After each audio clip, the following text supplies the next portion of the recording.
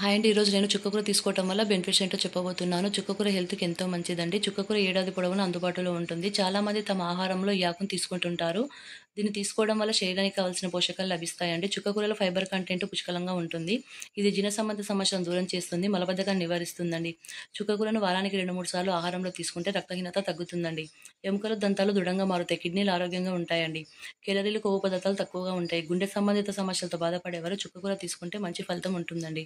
కంటి చూపు మెరుగుపడుతుంది. రేచీకటి సమస్యతో బాధపడేవారు చుక్కకూర తినడం వల్ల క్రమంగా సమస్య తగ్గుముఖం పడే అవకాశాలు కూడా ఉంటాయండి. చుక్క ఆకులో vitamin C, magnesium, calcium, potassium ఎక్కువగా ఉంటాయి. బరువు తగ్గాలనుకునేవారు చుక్కకూరను ఆహారంలో భాగం చేసుకోవాలి. ఇందులో ఉండే ఫైబర్ కంటెంట్ బరువు తగ్గడంలో సహాయపడుతుందండి.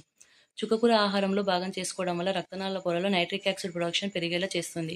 ఇది బీపీని కంట్రోల్ చేస్తుంది. గుండె ఆరోగ్యాన్ని కాపాడటంలో కూడా చుక్కకూర ఉపయోగపడుతుందండి.